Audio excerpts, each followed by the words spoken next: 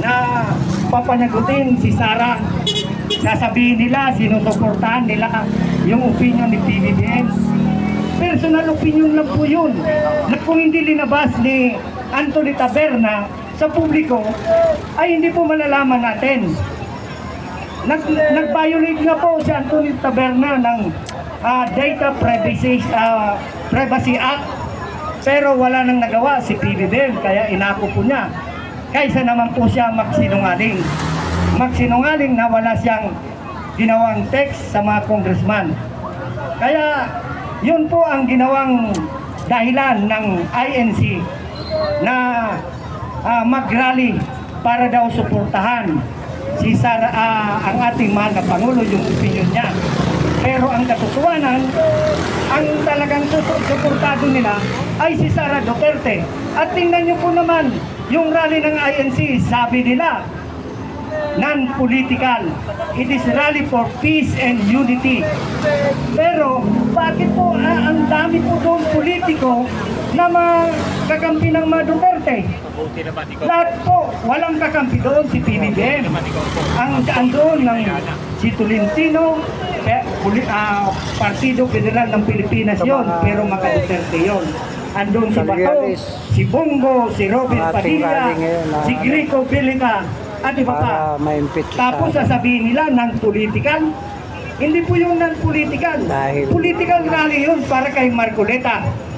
Kay Marcoleta dahil binigyan nila ng plataforma Marcoleta para ipahayag ang kanyang sasalubin na suportado niya ang mga Duterte. Kaya ako'y nananawagan, tayo po'y nagkaisa kahit kukunti lang po tayo dito. Pero bukal sa kalooban natin, sa puso natin, na talagang dapat na ma-impeach Sara Duterte Carpio. Kasi pag hindi po ito na-impeach, baka sa 2028, maging Pangulo po natin ito. Hindi ba kayo, papayag ba kayong maging Pangulo sa 2020 sa... Hindi tayo papayag. Na ulit pa ba tayo sa kriminal na mga Duterte? Isa pong magnanakaw, kurap. Kaya dapat hindi na po ma-impeach, dapat po talaga siya para kahit barangay captain sa kanila pong lugar, hindi po siya makakandidato. Kasi yun po ang pag na-impeach ka, ay hindi ka na po makakandidato. Pero sabi nila, pwede naman kasuhan sa ombudsman. Ilalaban nyo kung sino ang ombudsman. Si Samuel Martires.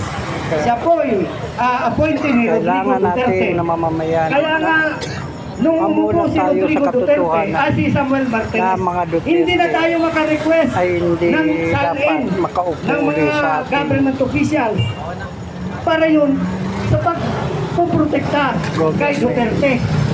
Pero ilang buwan na lang po, bababa na sa hindi niya kayang ipaliwanag sa July 26, 2025, bababa na po siya at bibigyan ng pagkakataon ang ating mahal na Pangulo na mag-appoint ng kanyang sariling ombudsman na sigurado kong mag-uusigin itong mga Duterte sa kanila pong mga tagong yaman. Pero bago po ang lahat, dapat po ngayon ipagsigawan na po natin na impeach po si Sara Duterte Carpio para wala na pong sa 2028, sabi nga niya, seriously considering para kumandidato sa 2028, pero hindi na dapat natin bigyan ng pagkakataon para dahil naging Pangulo po si Sara Duterte Carpio, mas masaol po siya kay Digong. Spoiled brat pa. At paano na tayong mga mamabayan? Paano na po tayo? Baka mamaya si Sara Duterte talunin pa niya si Adolf Hitler bilang isang diktador. Kaya huwag na po natin patagalin si Sara. Nicolano rin yan. Manawagan po tayong impeach Sara now! Impeach Sara now! Impeach Sara now! Impeach Sara! Kahit po ako Baka Marcos, pero Hindi po ako pabor sa opinion ng PBBM. Dapat talaga ma-impeach na si Sara ngayon. Kung hindi ngayon, kailan pa? Marami pong salamat sa inyo. Maraming salamat. Mula ka. Maraming salamat. Magandang talagang tignan. No? Maka Marcos, Kakamping, Progresibo, Bunyog, Magdalo, karaniwang Pilipino sama-sama, di ba? O mula sa Bunyog, Iloilo. Request sa akin. O Kabunyog, Tony Pargon, 2 minutes. Ayan, palakpakan po natin ang ating kabunyog from Iloilo City. Magandang hapon sa lahat! Ang punta ko dito, mensahe ng taga Iloilo para mapatunayan ninyo na hindi lang kayo sa NCR, hindi lang sa Luzon, ang Iloilo nagsisigaw para i-infect si Sara. Yay! Hindi lang taga Mindanao. Hay, nandito ngayon narinig ko, buong Bisaya sa Region 6 nagsisigaw. Ito ang sinasabi nila sa akin. Iparating sa NCR, sa Luzon, na tayo dito nagkakaisa para i-infect si Sara. Yes! Ang hinihingi ko lang sa ibang reliyon, kung ano man ang reliyon dito, makinig kayo. Hindi dapat nakialam ang lahat ng reliyon sa politikang trabaho dahil nakasiparan sa Estado ang reliyon. Itigil natin ang bangayan sa reliyon. Nagkaisa ang Marcos, Core, Yelo o Dilawan. Ngayon nakikita ko ating parating ko sa Tagay-Iloilo na tayo nag-isa kaya ipaglaban ang influence ni Sara Duterte. Yes! Ang isa ko pang sasabihin sa inyo, maraming tao na pinatay ang mga polis sa Iloilo. Ito ang pinakamasakit dahil sa loob ng bahay, pinapatay ng polis dahil sa utos ni former President Duterte. Kailangan managot si Duterte sa ginawa. Ang pagnanakaw, alam namin, kung totoo ka, nanerbihan sa bayan, sagutin mo sa tamang table o sa tamang paraan. Bakit hindi siya sumasagot? Dahil isa siya sa magnanakaw para sa amin kahit hindi kami nakatapos ng hustisya. Pero nakakonklod ang taga Iloilo na magnanakaw ang mga Duterte, mamamatay tao. Ngayon, kayo mga pulis, huwag sana kayo magsali sa away ng politika sa Pilipinas. Away ito ng sambayanang Pilipino sa buong bansa ng Pilipinas kong mahal. Sara! Mahina! Duterte! Panagutin sa kamalian ang lahat ng Duterte at hindi dapat makarating uli sa Malacanang. Sa lahat ng mga congressman sa Bilog, sa buong distrito, hinihingi namin na dapat ibigay ninyo ang sinisigaw ng sambayanang Pilipino. Inaabangan namin ang congressman namin sa 4th distrito sa probinsya sa Iloilo na kunisigaw at hindi magpipirma dahil kasapi siya dahil may lirong laboratorio dyan sa Cabugao, Laguna. Kayo mga pulis, puntahan nyo ang Cabugao, Laguna. Kaya dyan ginagawa ang siyapo ni Duterte sa Congressman Berge Peron. Nagpad ngayon sa Iloilo ang siyapo. E paglaban ang sambayanang Pilipinas! Sara Duterte, impeach! Madamo kayong kasalamat ng maayong hapon sa lahat. Ayan, maraming salamat po sa representative ng Bunyog from Iloilo City. Pride ng mga Ilonggo, kay Ilonggo man ko. Yes.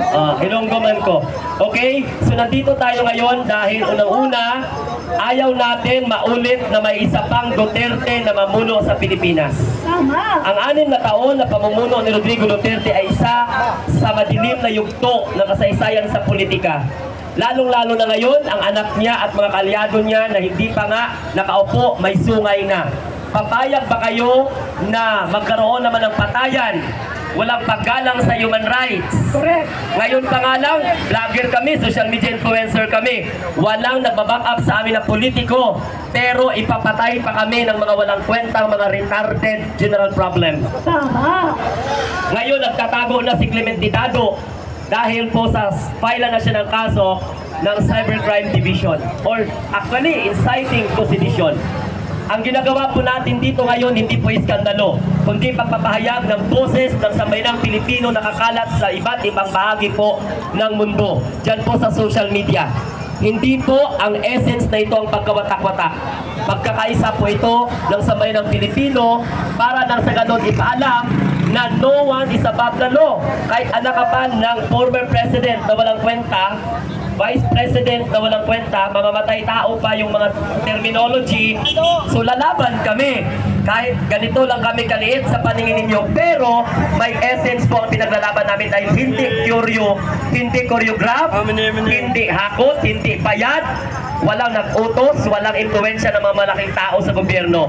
Yan po ang boses ng rally na ito. So maraming salamat sa Ilonggo na taga-Bunyog. At syempre ikaw naman, Ma'am Admin Rich. So, isa-cite ko lang po mga kaibigan, no? Para malinaw po tayo kung ano-ano ba yung mga nasa articles of impeachment na pasok po si Sara Duterte, no? So, okay pa po kayo dyan, mga kababayan, no? Dito po tayo. Yan. So, ako po mga kaibigan, hindi naman po ako lawyer, no? Ang akin pong background ay sa education.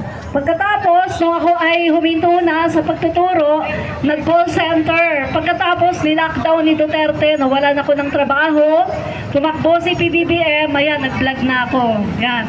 So, mga kababayan, pasok po siya dito sa mga, sa articles of impeachment, dito po sa, Unang paglabag ni Sara Duterte, culpable violation of the Constitution. yan. Alam naman natin mga kaibigan, no, na meron po siyang nilabag sa Constitution. So, hindi mo na kailangan maging matalino, hindi mo na kailangan maging college graduate. Yung ginawa nga lang niya na pagbabanta sa ating Pangulo, paglabag na yun. Yung ginawa niya, mga kaibigan, na yung pag-disburse ng kanyang confidential funds na 612 million nang hindi tama. Yon, labag din yun ba sa Constitution? Ano pa? Marami siyang Bribery. Yan! Pasok siya dyan, mga kaibigan. Alam naman natin na siya ay nagbibigay ng envelope, white envelope, sa kanyang mga high-ranking officials. Ano pa? Ito, graft and corruption. O yan, mga kaibigan, kahit hindi na namin na-explain, ay alam nyo na yan kung bakit, di ba? At huli yung other high crimes, saka betrayal of public trust. O yan, o kitang-kita din. Anong masasabi mo dun sa betrayal of public trust? Kasi naramdaman naman natin na talagang may itinatago sila sa sambayanang Pilipino. Unang-una, Admin Rich, at kasama ko dito, ikaw ba naman, Vice President ka, Defense Secretary ka? Lustayin mo ang pondo ng taong bayan na pinagkatiwala sa'yo. Tapos bibigyan mo ng pangalan na akala mo hindi ka iimbestigahan dahil powerful ang pamilya ninyo. Ano yung pangalan niya sa peking resibo? Mary Grace Piatos, Kokoy Villamin. Kilala niyo ba si Mary Grace Piatos? O, sino nakakilala? Mary Grace Piatos. Alam mo ganito lang yan eh. nasa tindahan. Sabi nila, kaligtasan ng mga informant. Wala namang ginawa ang Office of the Vice President para sa kaligtasan ng Pilipinas. Hindi man naman mandato ng opisina ng Vice President ang humingi ng pondo para isupil mo yung mga taong i-restock mo. Tapos kapag kalaban ka ng Duterte, rebelde ka na. Kayo nga ito nagkakanong ng rebelde sa Malacanang noon. Tama, di ba? Isa pa, munting tinig. Kapag kalaban ka at galit ka sa Duterte, adik ka daw. O adik ka na. May mukha ba Oo. itong adik? Adik ba kayo?